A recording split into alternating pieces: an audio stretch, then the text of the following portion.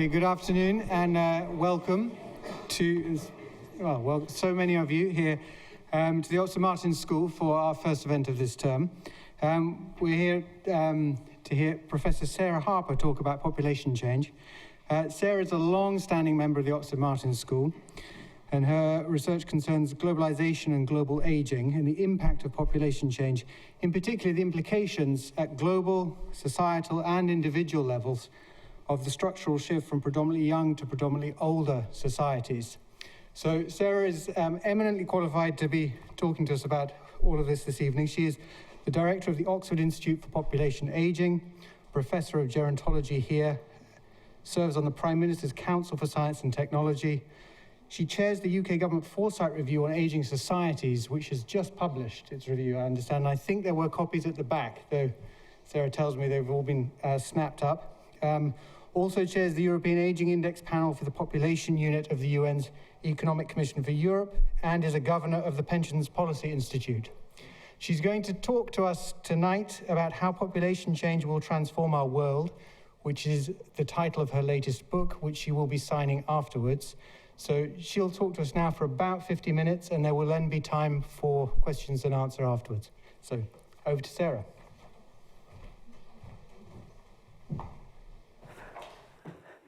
Thank you very much.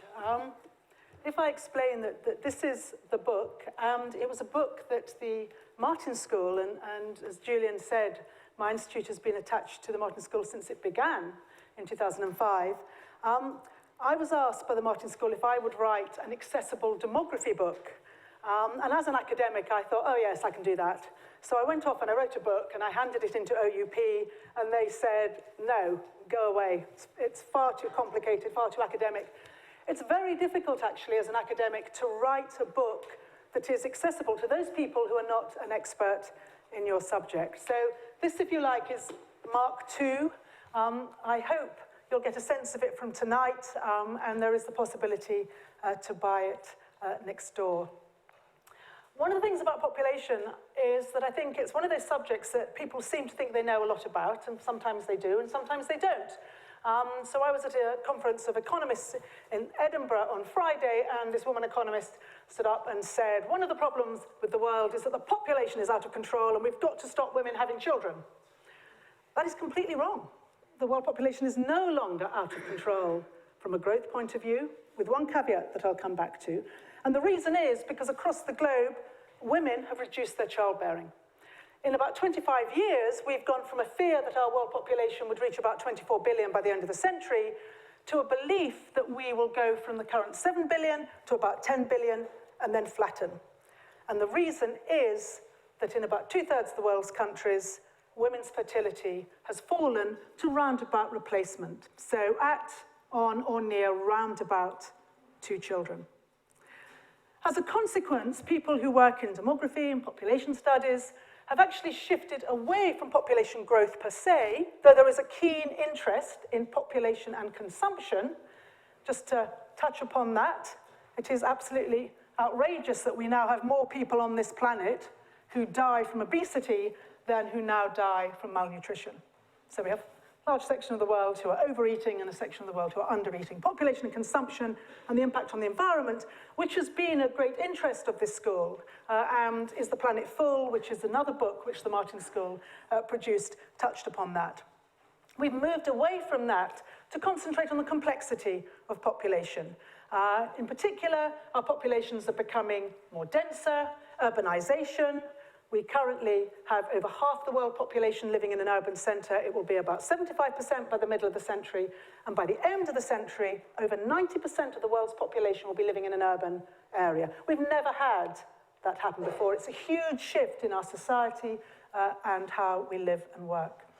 Distribution of our population has changed tremendously over the last century or so. At the beginning of last century, 25% of the world's population lived in Europe, and 25% of the world's workers lived in Europe.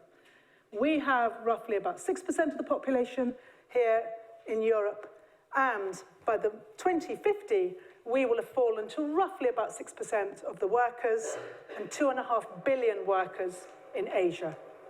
So a huge shift in where we live. obviously huge shift in migration flows, and I'm going to talk about that a little bit later.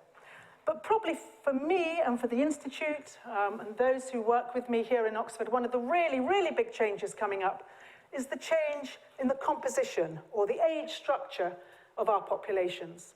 And this really is what underlies this book. It is that across the globe, we are having countries that are having fewer children, and we're living longer. And when you put those two together, you get this age structural change. So, for example, by the millennium, we had more people aged over 60 in Europe than under 16. We soon will have over 50% of the population in this country and in many European countries aged over 50. We've never had a society before where over half the population is aged between 50 and 100. Asia will have more older people than younger people by about 2040, 2045.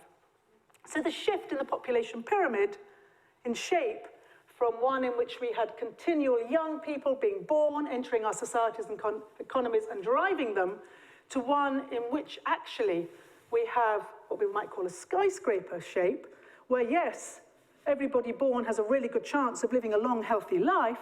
That kind of a shift means that we've really got to look at our economies, our societies, our politics, and in particular the distribution of resources across our societies. I'm going to talk a little bit about the global impact of this age structural change, but I also will go on to talk about individuals and the impact of individuals of this demographic change, and then most of the talk is going to be actually looking at regions and how different regions of the world are going to adjust. To put it in some kind of perspective globally, just think of that population pyramid. Anyone who ever did population studies or demography at any time, we have a population pyramid.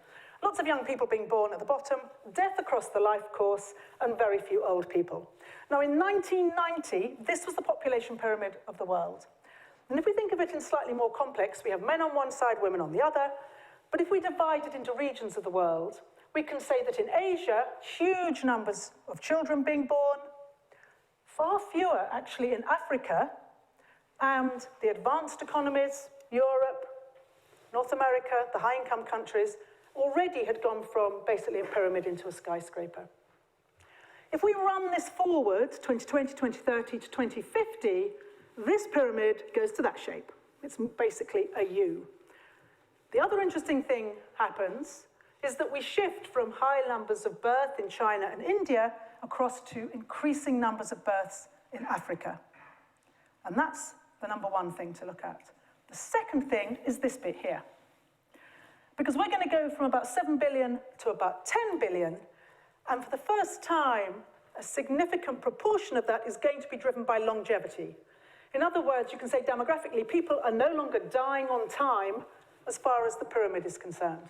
So we have people who are alive, and their children are alive, and their grandchildren are alive, and their great-grandchildren are alive, not just here in Europe, but increasingly in Asia, Latin America, and to a certain extent in African countries.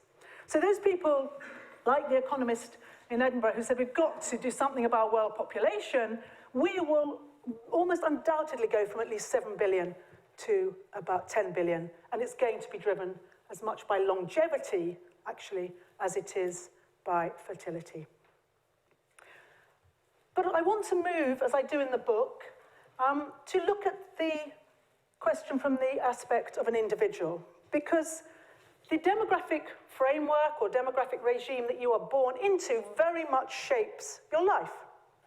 So the fertility regime you're born into, it dictates whether your mother was old or young when she had you, how many siblings you had, whether your grandparents are around to care for you, or in actual fact, whether they have already died before you were born.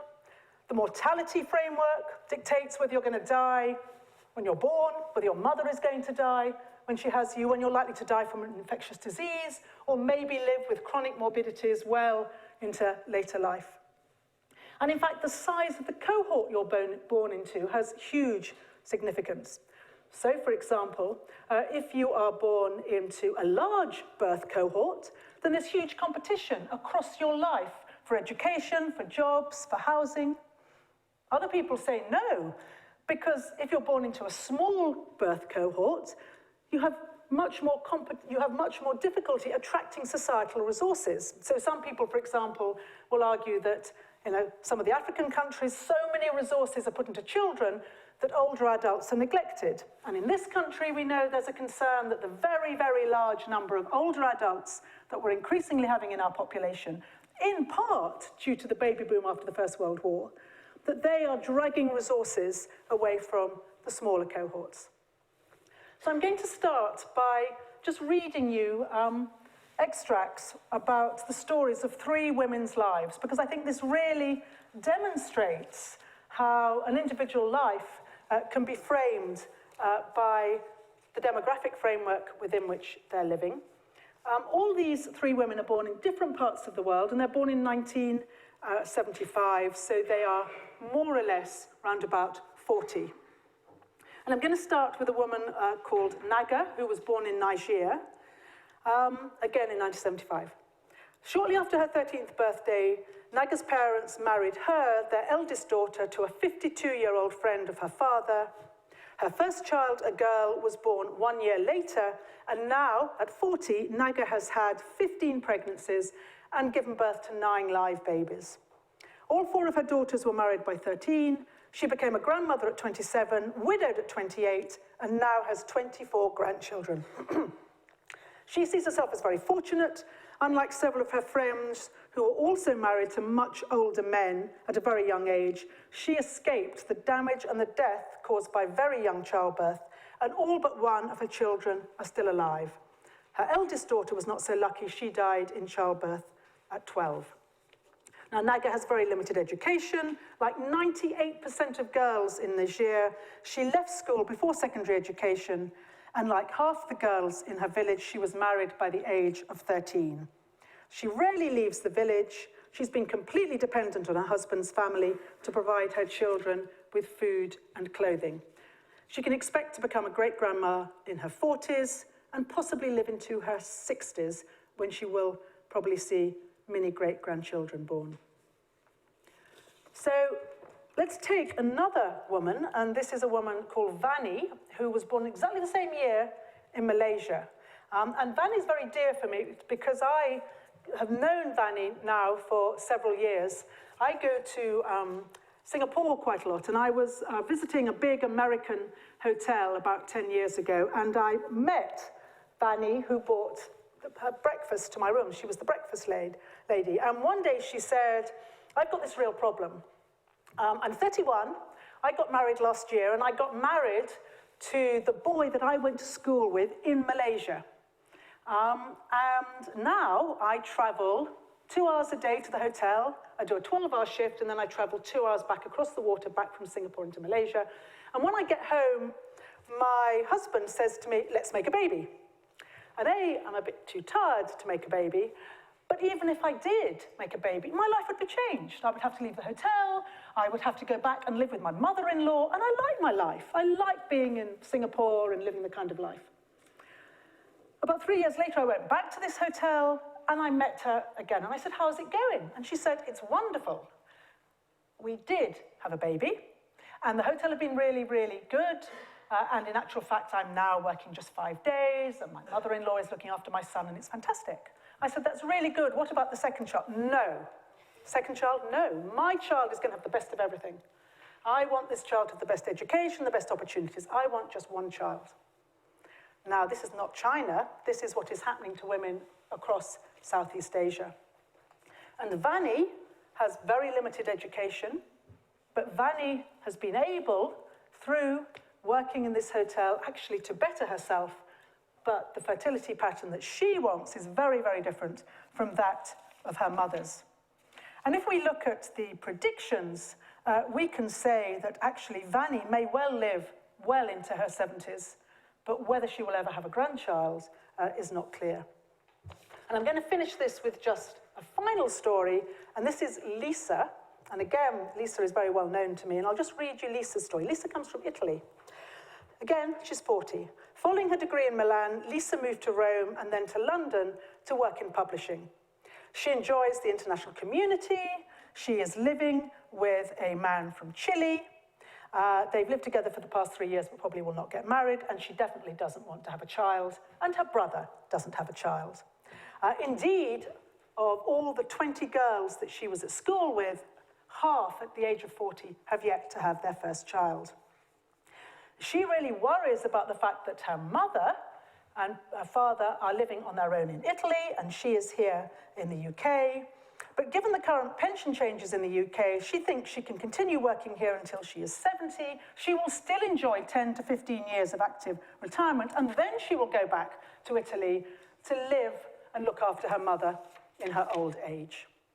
So this is the 21st century, and we have 3 very different women who just happen to be born in different parts of the world, and yet their lives not only have been very different, but are likely to continue to be different. And I'm going to return to this right at the end of the talk. But let's stop and move away from the global and the individual and start thinking about population change and how it affects different regions of the world. And I think you can think of it very generally in sort of 3 broad areas. The economists call it high, middle, and low income regions.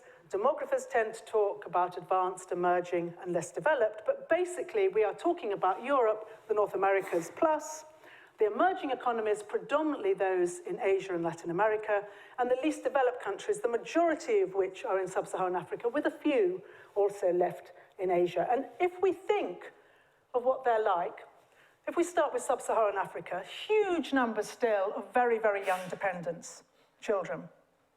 A growing number of a growing number of workers, and a very small but increasing number of older adults.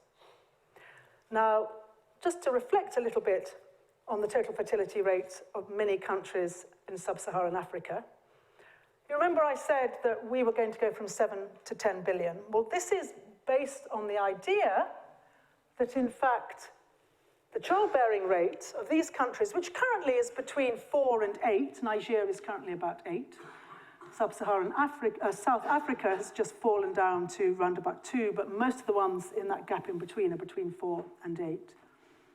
That the UN presumes that women in these countries are going to reduce their fertility down to about replacement by about 2050.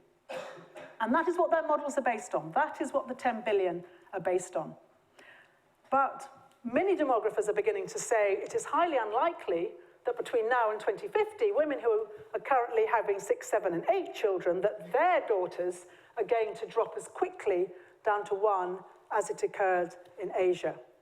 And at the moment, we think there is going to be currently 1 billion, it'll go to 2 billion, and eventually, by the end of the century, it's predicted to be about 3 billion people living in Africa.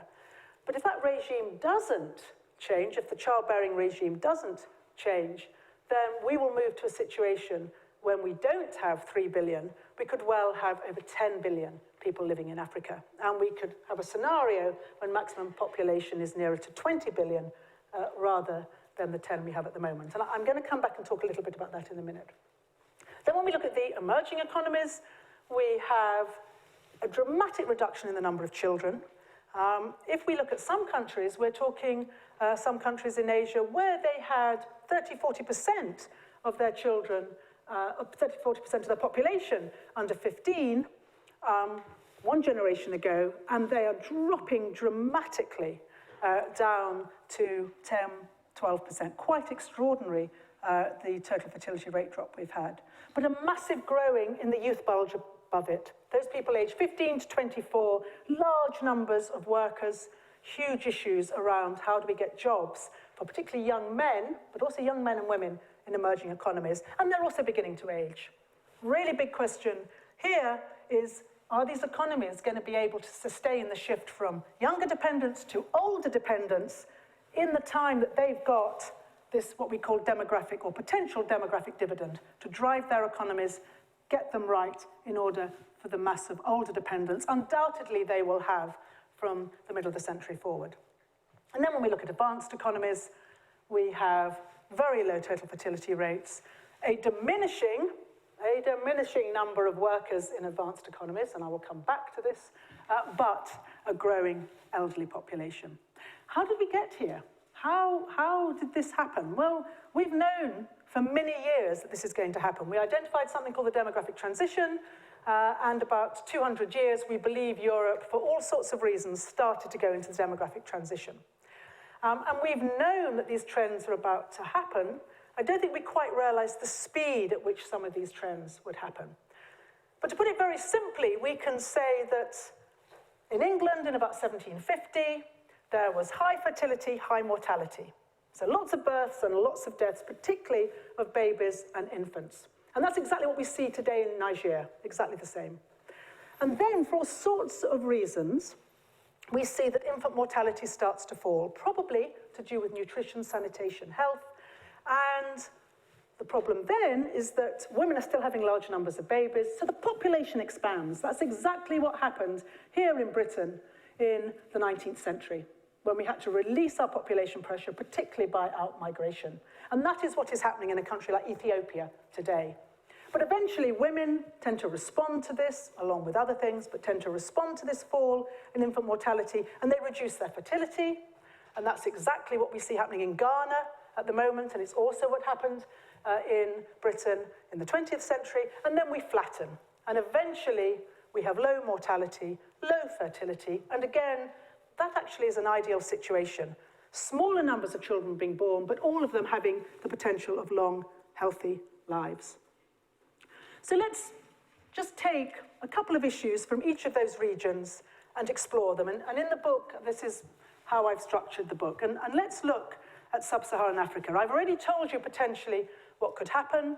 I've told you that if we need to focus on the massive expansion of childbearing, then actually it is in some of these sub-Saharan African countries. We know from different parts of the world that women are able to reduce their fertility through family planning, through health measures, particularly preventing young children and babies from dying, but also through education. And increasingly, I think we're beginning to understand, there was a great demographer called Jack Caldwell who believed that the importance of education wasn't just that you kept women in school longer, and if you remember Naga's story, one of the reasons she was able to get married, because actually all but about 2% of rural girls in Niger, they leave school at 12 and immediately they get married. So you keep them in school, you keep them out of the marriage market, you give them the skills they need to go out and do other things, but you change mindsets. So education is seen as absolutely essential for changing mindsets. And I think if we compare two countries, if we look at what happened in Namibia and we look at what's happening in Niger, in 1975, Namibia and Niger were almost identical in terms of their childbearing rates. Both had above 6. If you look at the education progress that has been made in Namibia, where we can say that 80% of all girls stay in school till they are 15 or 16, and the total fertility rate there has dropped to about 3.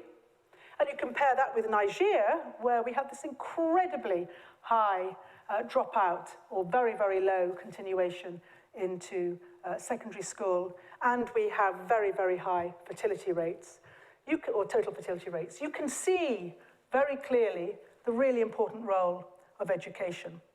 But it's clearly far more complicated than that.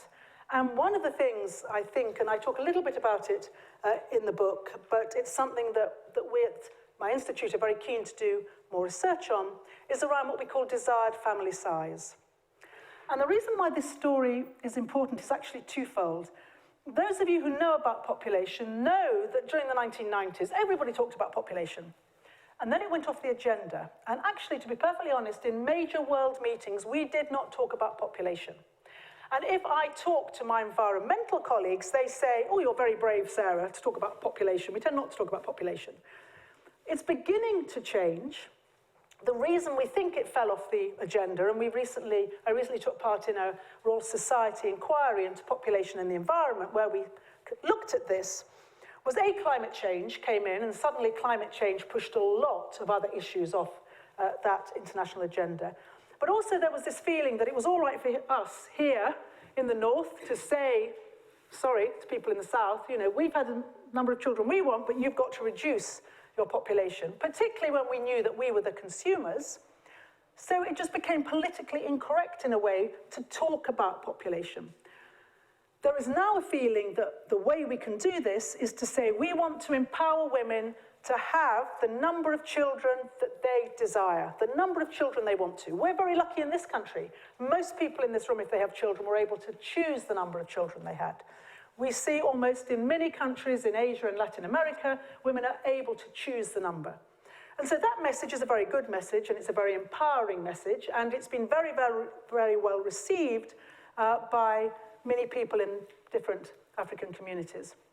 However, there is some evidence at the moment that possibly desired family size, which, according to surveys in most countries of the world, is actually 2 children. If you look at, for example, the DHS surveys, the demographic and health surveys, most women say they want 2 children. There is some evidence that actually maybe Africa is slightly different. Maybe sub-Saharan Africa doesn't have a 2-child norm, it actually has a 3- or 4-child norm. And that could be cultural, it could be pronatalist, it could be something to do with the stage of development that many of these countries are at. But if that is the case, then it is a very different policy message, because if African women wish to choose to have 3 or 4 children, then world population is going to be much, much bigger, but it's a much more difficult thing, I think, for policymakers to tackle. So I'll just leave that there, and obviously in the book I go into far more detail. Let's look at what's happening in emerging economies, a slightly sort of different change of pace. And again, I just want to read a couple of quotes from the book. And I start this section by 2 quotes. This one comes from the Journal of Strategic Security in 2012. And it says, "From continent to continent and across race and religion, the demographic of insurgents, ethnic conflict, terrorism, and state-sponsored violence holds constant. The vast majority of recruits are young men, most of them out of school and out of work. And it's a formula that hardly varies, whether in the scattered hideouts of Al-Qaeda, in the back streets of Baghdad, or the rugged mountains of eastern Colombia." And a second quote, and this comes from Foreign Affairs, again this is in 2010 from Foreign Affairs. And it says, "21st century international security will depend less on how many people inhabit the world than on how the global population is composed and distributed." And I think if you read the literature, really this all started with the Arab Spring, but if you read the literature from then onwards, many people who are writing in this space are alerting us to the demography of these regions, particularly the MENA regions, where, as I say, they're in a certain level of transition where they have huge numbers in what we call the youth bulge. These are 15 to 24-year-olds. And I think there is now quite a lot of evidence that if you have this group, particularly young men in your population, and you do not have the jobs to be able to keep them occupied and to give them a purpose and to give them income, then there is real possibility for this kind of conflict. But it's much more complicated than that, because as I said, one of the burning questions is, are many of these countries going to be able to take opportunity of what we call the demographic dividend and drive their countries and raise their standard of living before they start to age? And there's a lot of economic demography now really focusing on this question. And in the book, I give an example. I'll just share this one example with you. And it is if you look at what happened in Hong Kong and Tunisia from 1975 onwards. So Hong Kong and Tunisia in 1975 were almost demographically identical. They had 25% of their population were youth, 70% of their population were in the labor market, and they had fertility regimes that were actually slightly different.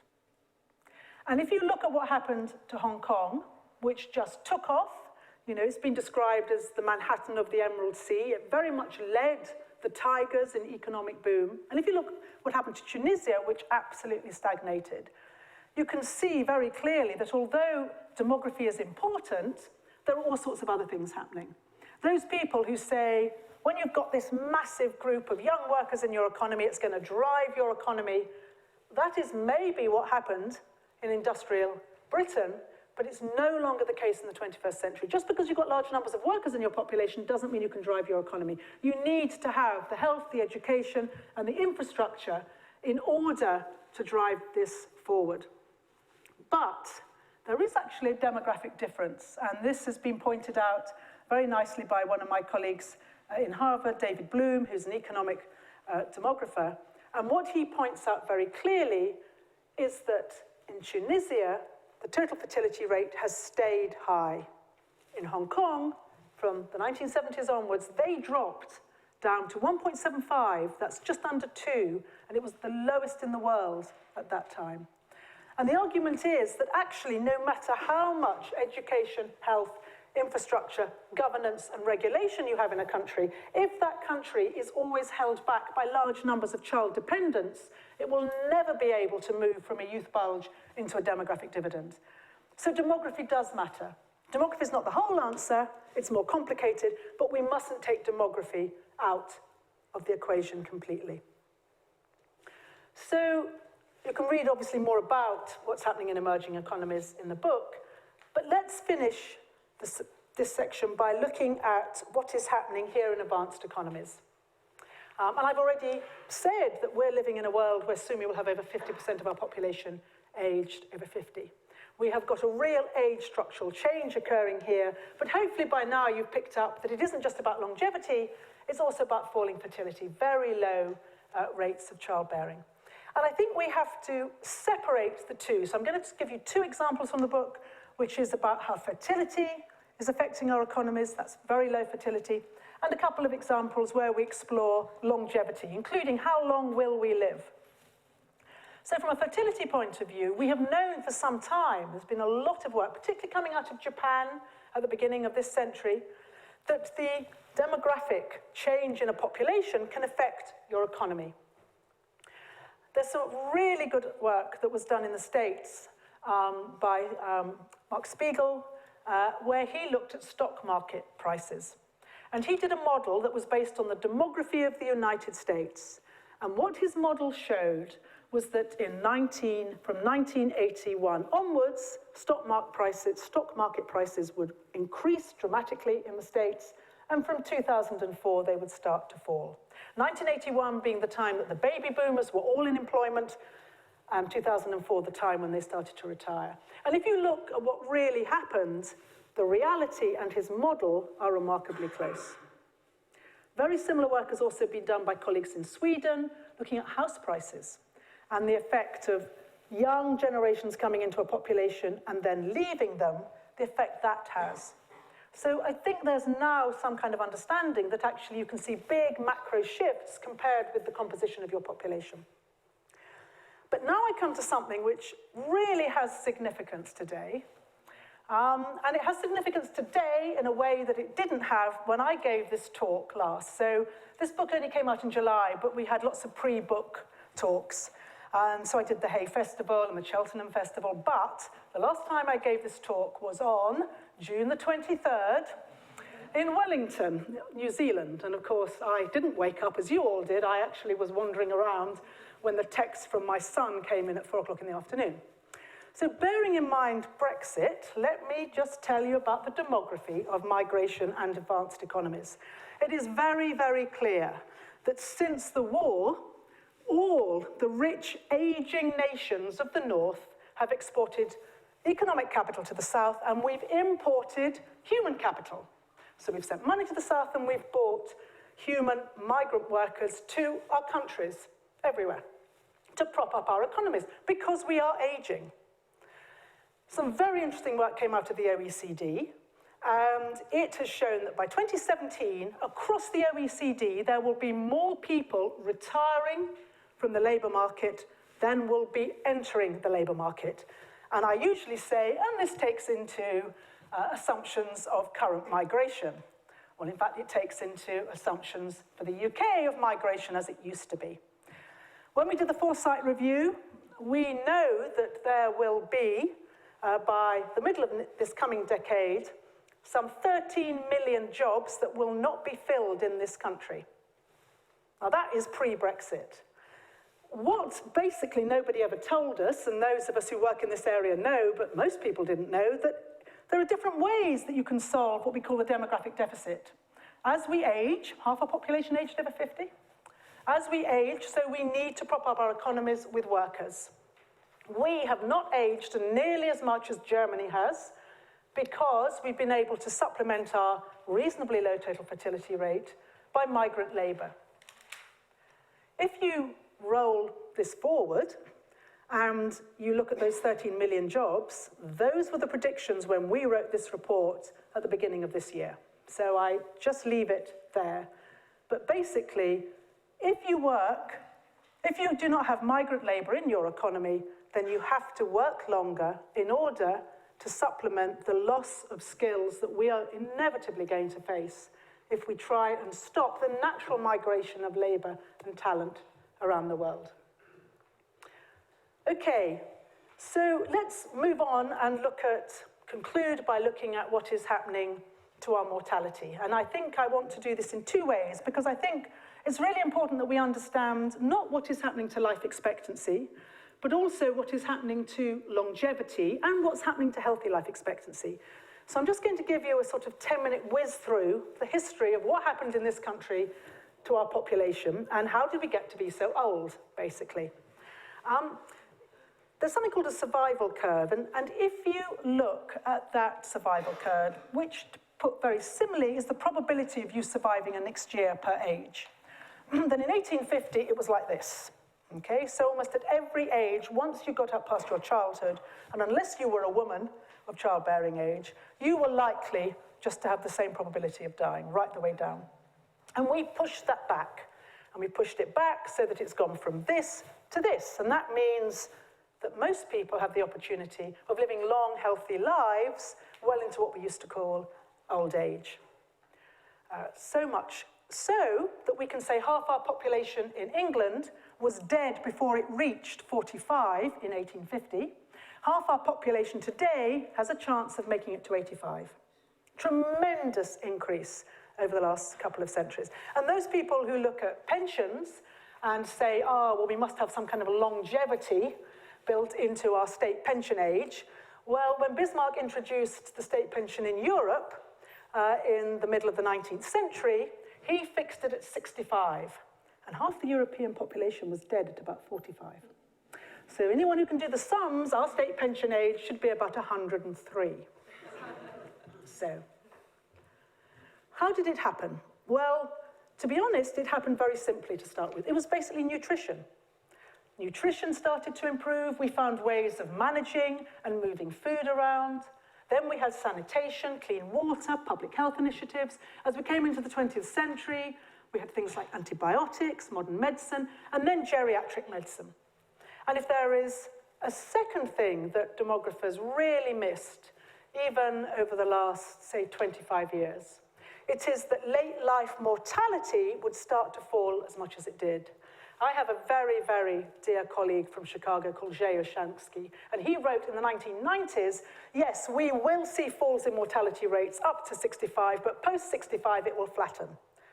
Well, at the moment, if you like, the highest falls in mortality rate is actually happening in those people in their 80s and 90s. We have really, really pushed back death beyond 60, 70 into our 80s. The health status of a man aged 70 today in this country is the same that his father was in his late 50s. In one generation, that's how much we have gone and shifted it.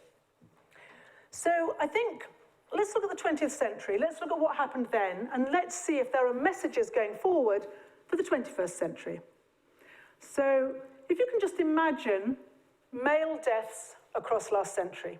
So the main killers were respiratory, particularly pneumonia, cardiovascular, infections, and cancer. And if we look at what happened to the respiratory, there is a massive peak just after the First World War. The flu epidemic, but then it's more or less down, and it flattens. Probably nobody dies from respiratory disease nowadays, unless you're very young, very old, or have got a compromised immune system. The same with infections. There was a big increase in the First World War, big increase in the Second World War, and then it more or less flattened. So again, very few people die from infections. So all of you who have heard Sally Davis, possibly in this university, speak will say, but what's going to happen to all this resistant bacteria infections? Well, I'm not an expert in this area, but there is a fantastic institute here of infectious diseases, and my colleague Angela tells me that she believes we will always be ahead of the game, that people will not die en masse from infectious diseases, but it will come as a cost.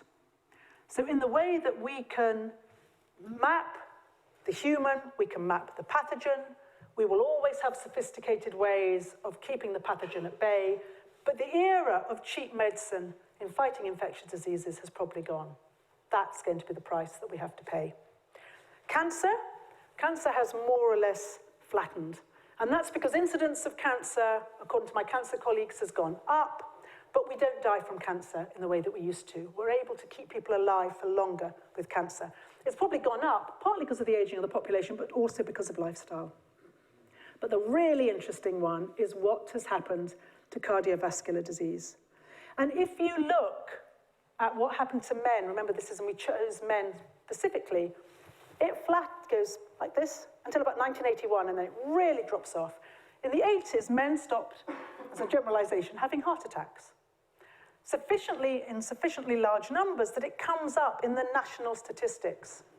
And I don't know whether any of you know what had happened to cause that to stop. Smoking. So here at this university, the evidence was produced in the 60s between smoking, cardiovascular disease, heart attack, stroke, lung cancer, etc. And men, through a big public health initiative, stopped smoking.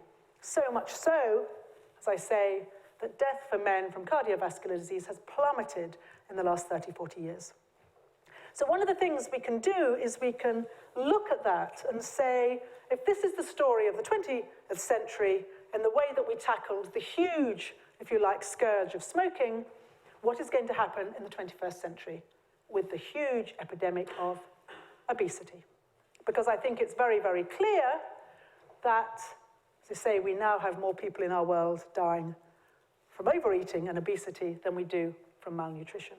And I just want to give you an example, again, written up in the book, of two studies which I think really begin to give some kind of indication of potentially the way we're going in the 21st century.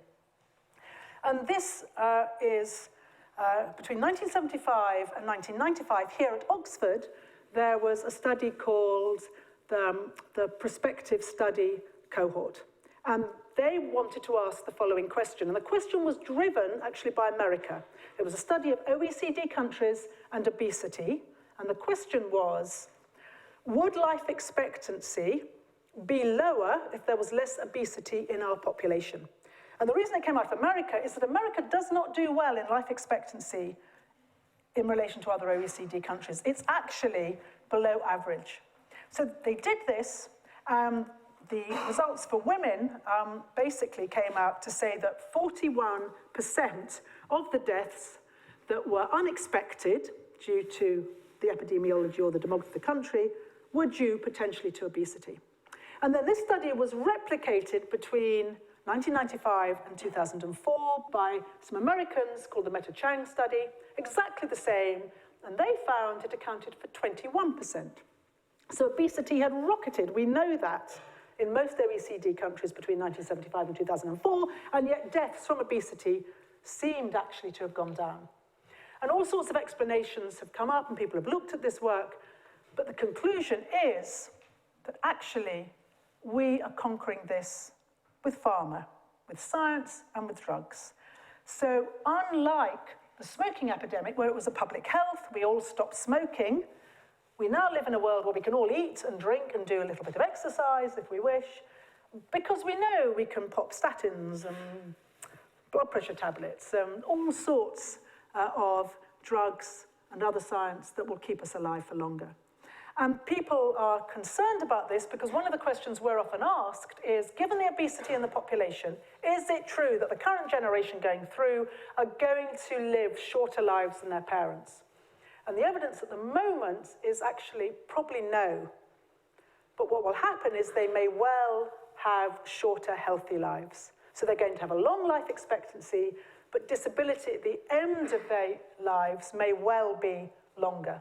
Another way of looking at it is to say that the science is driving longer lives, is also enabling us to keep frailer people alive for longer.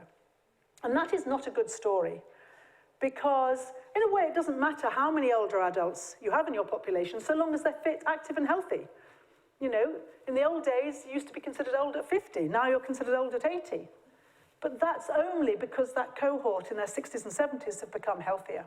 So from a public health point of view, it does seem that we are pushing back the onset of frailty and disability, at least for men, but we may well be adding increased disability years on. And I just want to alert you to two things in relation to this. And this is a study that came out in 2011. And what they did was they looked at life expectancy and disabled years by smoking, alcohol, and obesity.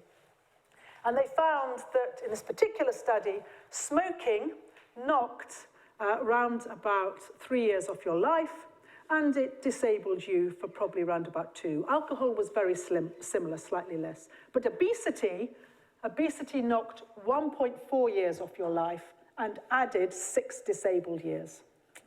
So this is not necessarily a good message going forward. So finally, how long are we going to live? Do we know? Does science really understand?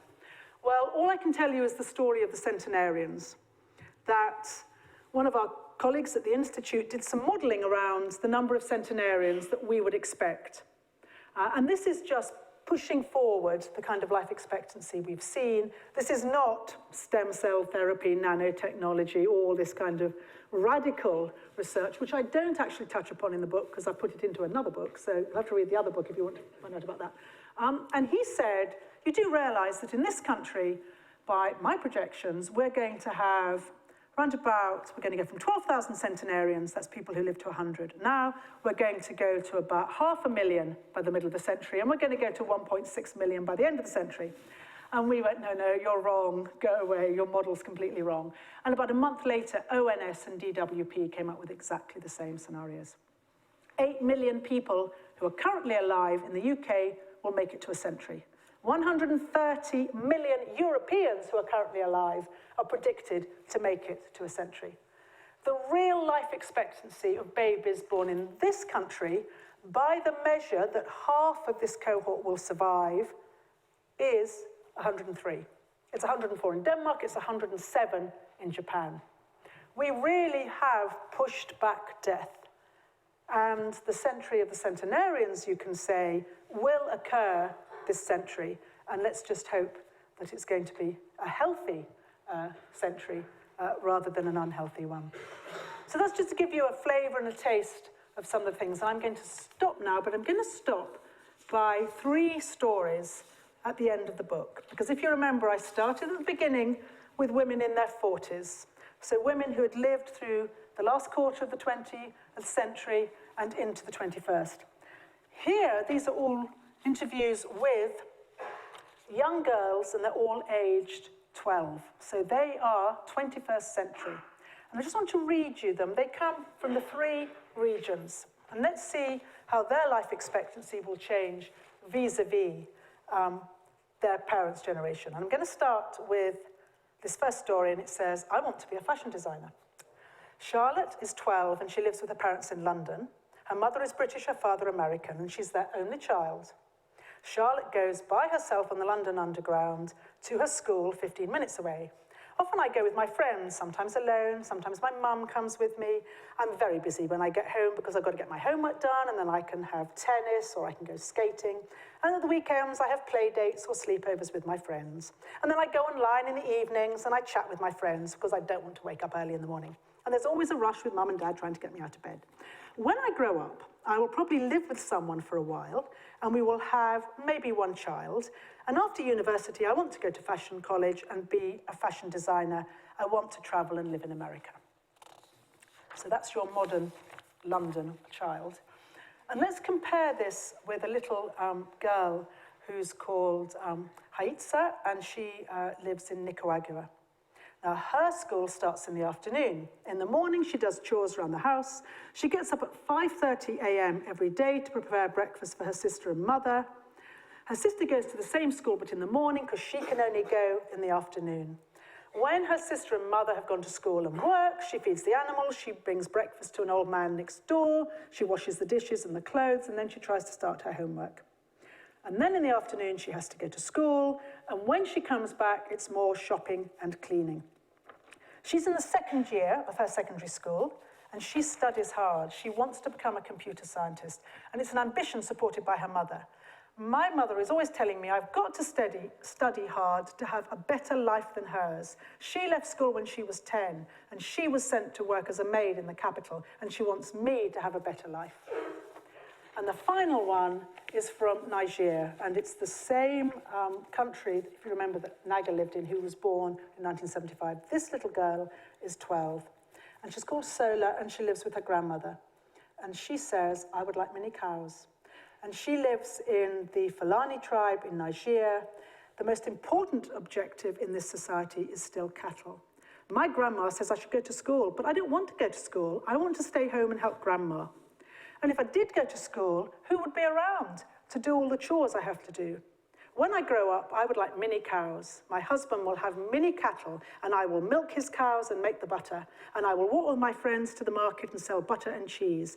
And if we have mini cows and much butter to sell, I can have mini daughters to help me with the cows, and I can have mini sons to buy more cows. And then we'll all go to market and make beautiful clothes and blankets like my grandmother does.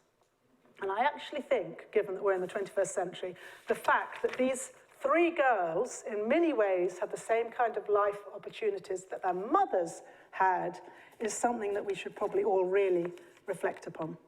So thank you.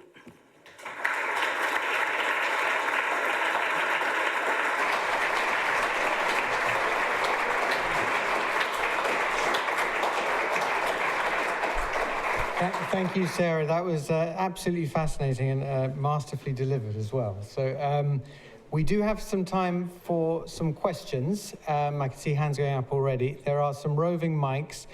Please be warned, this is being filmed and live webcast, so if you don't want to be filmed and live webcast, don't ask a question, okay?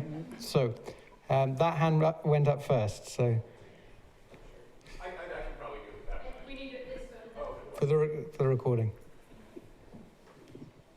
One of the things I'd be very interested in getting your perspective on would actually be religion. And I was rather surprised that it didn't come up at all in your talk. Certainly Christianity and their perspectives on birth control. I just got back from living 2 years in the Philippines, which is very, very Christian. And their perspectives on birth control are rather influence the population growth in the Philippines.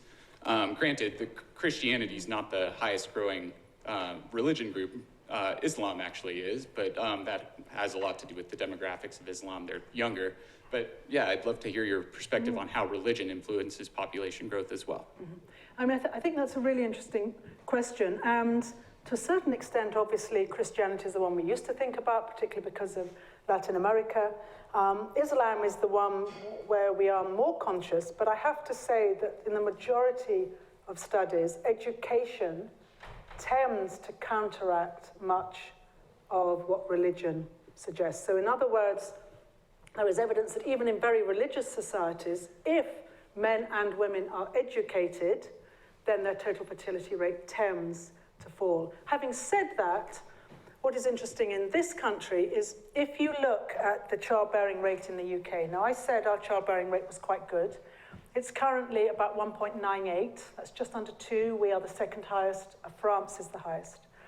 But if you look at the white British-born woman, it's about 1.6, which is what it is in other parts of Western Europe. If you look particularly at the Bangladeshi and Pakistani group, it's nearer to about 2.5. So in this country, definitely we still have Islamic populations that have higher childbearing than we would expect, given the national figures. So it's definitely a factor, and particularly in sub-Saharan Africa, we're not really quite sure. I mean, there's lots of studies that are looking at religious factors in both extreme Christian and extreme Islamic societies in what is still very much a developing part of the world. So clearly it does make an impact, but there is evidence that education can actually counteract that impact.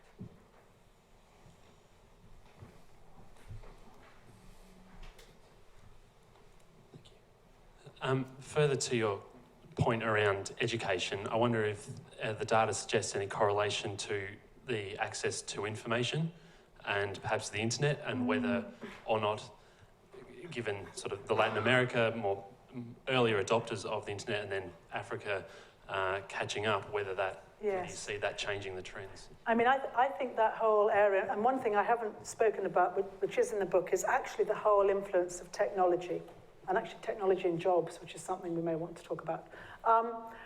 Definitely, there were some early studies which looked at the role of television. And there was a very famous study in India and another study in Latin America, and it may be Costa Rica, I can't remember where the famous study was, where they looked at soap operas. And soap operas, if you like, in educating women away from the fact that there were all these women who weren't having children, therefore why were they having children? I personally don't know about studies which have looked at social media changing total fertility rate.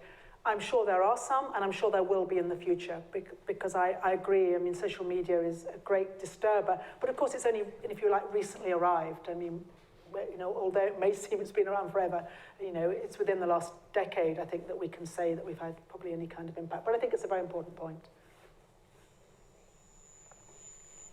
Yeah, on the end here.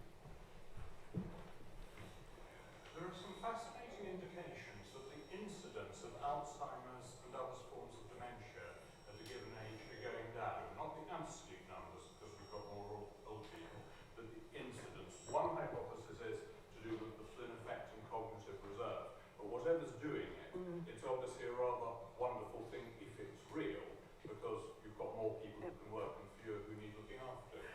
Yeah, and one of the things, in fact, I mentioned it in the book and was about to talk about it, but the time was clicking on, is actually, many of you may have seen the article Wu et al. In The Lancet at the end of last year, where they were looking at dementia in the population, and Carol Brain's group at Cambridge has actually shown that, I thought this was prevalence in the population, not incidence. Yes. So in actual fact, in the UK, in England and Wales, is it, or the UK? This is my very helpful colleague who I've planted in front of me, who knows what he's talking about. That it's quite strikingly going down. It was a very big study. Part of the argument that she makes is it's potentially education, that we have better educated cohorts coming into later life. And we know there's an association between education and dementia.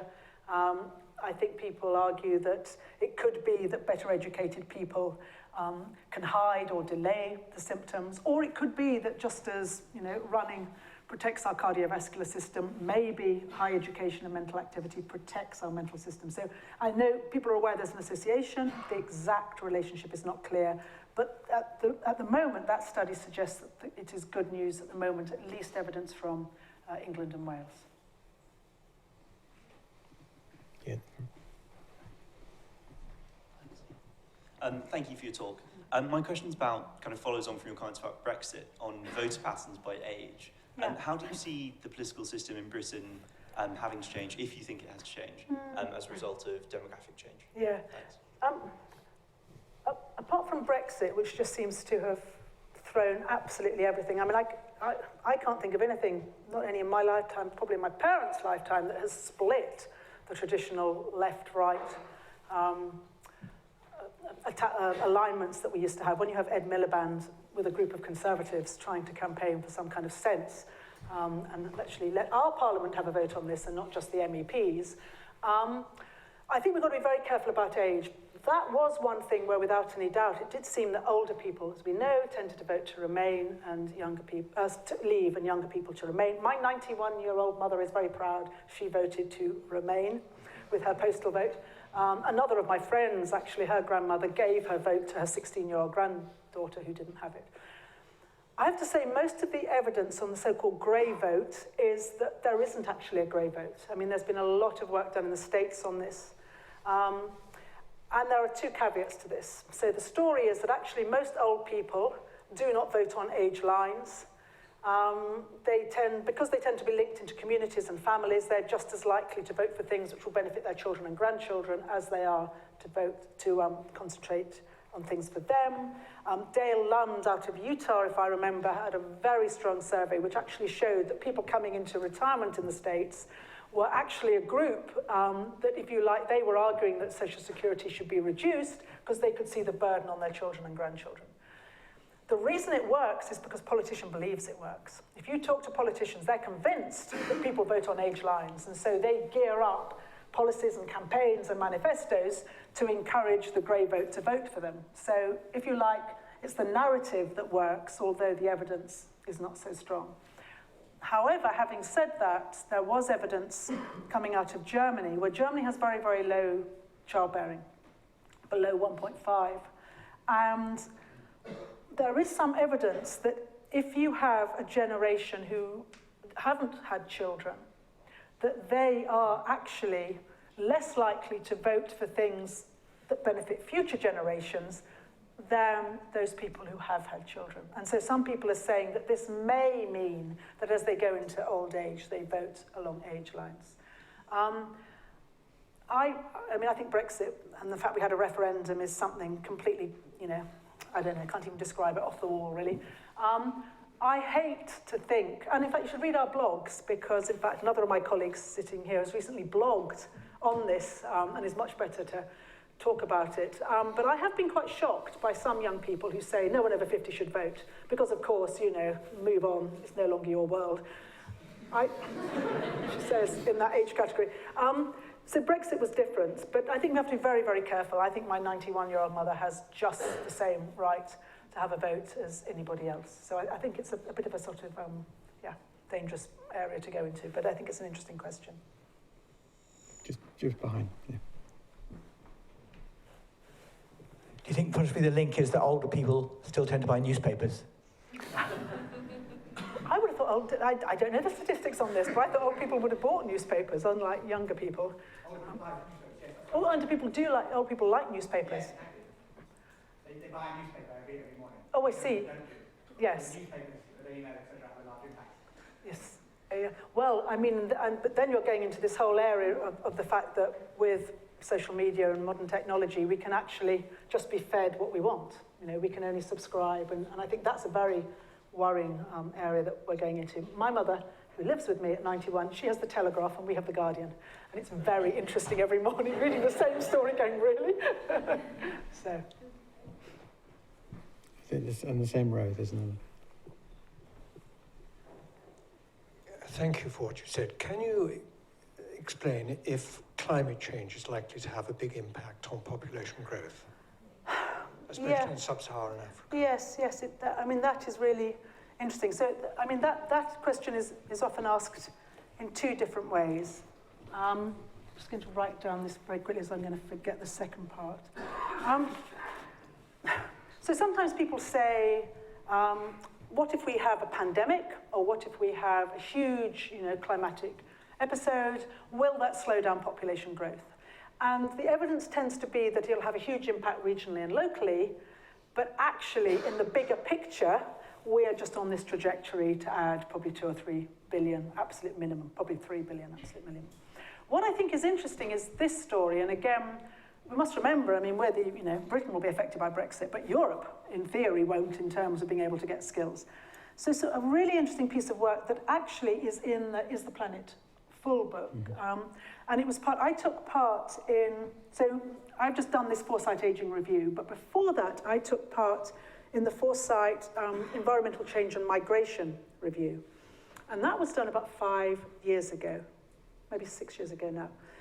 Richard Black, who I think is at Sussex, who chaired this, he was absolutely adamant that environmental refugees did not exist.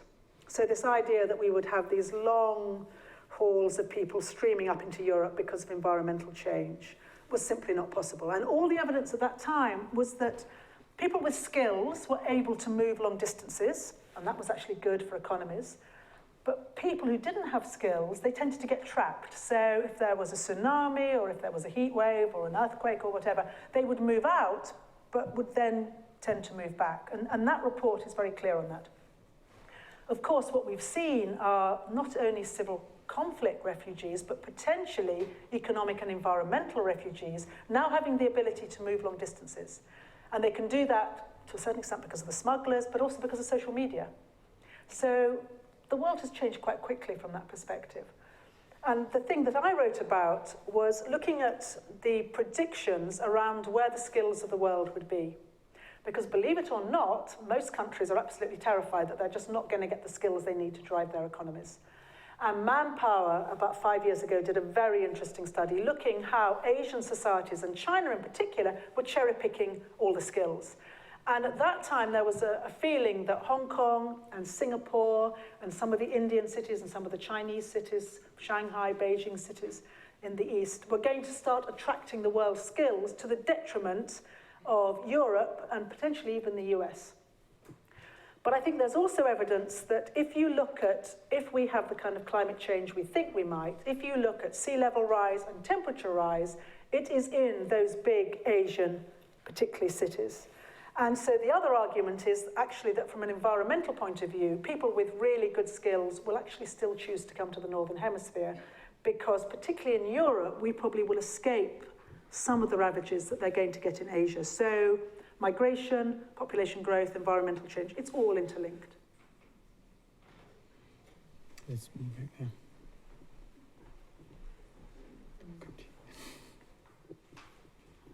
Hi, thanks. I was going to ask about how longevity is going to affect people's working lives, and particularly when it comes to what you were just talking about, changing technology and trade patterns, the need for reskilling or further education, people learning new careers and new skill sets. Yeah. I mean, that's a really important question. You can answer it in many ways.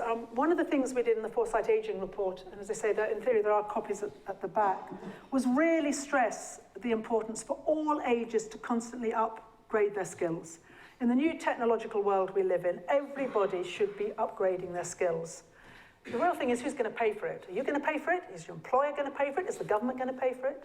So if you're upgrading your skills at 30, 40, 50, you probably will also at 60, 70, and 80. But the other question is, and there's some interesting work we're starting to do for the government, looking at the interaction between demography and technological change. Because I think, and there's this wonderful report that came out of here, the... Future Generations. Yes. The Oxford Martin Commission. Yeah, no, this was the one about technology taking away jobs, Frey and Osborne. Oh, okay. Yes, do read that, it's fantastic. And they showed, they've had masses of publicity, but they showed the way that technology was going to take away the jobs. And what I think the evidence is beginning to show is that if you're in your 50s, technological change is actually very good. Because there are lots of examples where technology, so long as, and cohorts of people in their 40s and 50s now are just as tech savvy as people in their 20s and 30s, that they are able to use technology to extend their lives, their working lives. And one of the cases that's in the government report was we came over and we looked at the mini garage. And if there are any Americans in the room, I really have to hate to disappoint you, but when I was last in America, there was this fantastic advert for the Mini. And there it is, the Mini's being put together, and there are the dreaming spires, and it says, you know, the Mini, handmade in Oxford. Well, I'm really sorry, it isn't handmade anymore. It's made by robots. But the people who are looking after, controlling the robots on computers are men, actually, in their 50s and 60s. And what they were saying in BMW is that there's a whole cohort of men who would have had to retire because they physically couldn't make the Mini, but they can look after the computer and control the computer. So there's all sorts of research at the moment which is helping us to understand how people in their 50s and 60s can stay working and acting in a range of professions up to 70. I think the real issue is going to come actually for people in their 20s and maybe 30s, because I think if, Frey and Osborne are right, it's not clear what our young people should be training in, really, because I think, skills, technology, it's changing so fast that we may be able to say over the next 10 to 15 years, but beyond that, I think adaptability probably is going to be the answer. And I think you're going to stop me, but can I finish with one little story? Okay. And this, I think, is a really big sort of wake-up call, because remember, when we were looking at the emerging economies, and there's a whole section in the book on this, about what are we going to do with this massive youth bulge that's coming. It's in Asia, it's in Middle East, North Africa, it will be coming out of sub-Saharan Africa. What are these young men in particular going to do? And I just want to finish with one case that's in the book. And it's a case we looked at, and it is a textile factory in the middle of America. And in the 1970s, it was booming, 13,000 people making cheapish textiles. Then China came along, and India, and it almost went bankrupt, because we didn't make textiles here, we didn't really make them in the States. It was all being made by cheap labor in China and India. Now we know that they have tended to price themselves out of the market, and everyone went, oh, that doesn't matter, it'll go to Vietnam, Bangladesh, it will go down to where the cheap labor is. No. This factory is making more textiles than it did in the 1970s with 134 people. So it's cut from 13,000 down to 134 using technology. And there is an argument that here in the north, we will be able to have the skills that enable us to really introduce the technology, and maybe that will compensate for our aging population. But what then are the people in many of these emerging economies who are currently in their 15, late teens, early 20s, what are they going to do? So I think the intersection actually of demography, of climate change and technology, you bring all those three together, and they're really shaping the 21st century. I'm going to take one more question, but just to say, on our website, the Oxford Martin School website, we have an Oxford Martin School program on technology and employment. So if you go there, you'll find a number of resources about this whole topic, including the paper you referenced, but also more recent stuff as well. Yes. So, and I promise one more question here, and then we're going to have to finish. Just fantastic talk.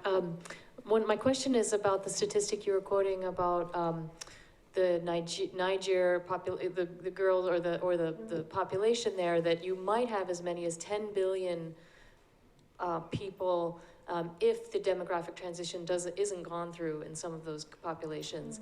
What kinds of signs do you see right now about what's happening there? I mean, are they likely to be heading into a demographic transition as other countries have done, or is it just there's not that same process happening? Like, what's happening with that future? So I will very quickly answer that, but I also will do what Julian has just done. And if you go onto the Institute of Population Aging website under the Column programme, many of my colleagues who are scattered around the audience have worked quite a lot on this, on something called the Column programme, where we look at what we call the stalling of the fertility transition.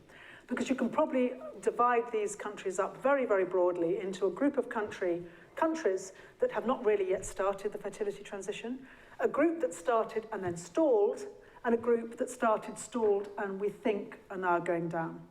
So is it that sub-Saharan Africa has gone into the fertility transition at an earlier stage of development than Asia and Latin America did? And is this what we're seeing? And we've got to work through this over the next couple of decades. Or is it that there's something fundamentally different about those societies? Or is it that they still have political leaders who are obsessed with large populations? So it is a complicated story, but definitely, you know, there are many examples of countries that really are now bringing their fertility down. The problem is, at the moment, the majority are still above, well, all of them actually in that thing are still above 4. The transition is clearly slowing and actually stalling in some places. And given the size of the population, every baby girl that is born, if she then goes on to have a child, I mean, you can very simply do the projections of the kind of numbers you can expect. But we have lots and lots of material on our website about it. Okay, we're going to draw it to a close, but only to move next door. Your Sarah's book, please look out for it in the bookshops, but she's going to be signing it, and Blackwell's are selling it next door. So when you leave, if you turn right, you can get the book. There's also a drink on the right. But I did, just before we close, want to draw your attention to a few more upcoming events here at the Oxford Martin School. So tomorrow at 5 o'clock again in this room, we are starting our lecture series for the term. So we have 8 events, all on the theme of inequality. And tomorrow night, Professor Brian Nolan, who's director of the Oxford Martin Programme on inequality and prosperity. We'll be talking about inequality and its discontents. Now, almost every week, that's here at 5 o'clock. But the following week, it's actually going to move. We have Branko Milanovic, who has written a much publicized book called Global Inequality, A New Approach for the Age of Globalization, will be talking, and that'll be on Monday. Because we're expecting a large number of people, we're hosting that at the examination schools. So go online and book if you want to come. That's what we would advise. It also helps us get an idea of numbers. But that promises to be a very good evening at, is it 5 o'clock again? 5 o'clock at the examination schools on Monday. And then back in here the following week on the 27th of October, the next instalment on the Inequality series will be on women's health from Professor Robin Norton. There are then 5 further weeks of that, but I won't go through it all now. But perhaps we could just conclude with thanking Sarah once more. Thank you.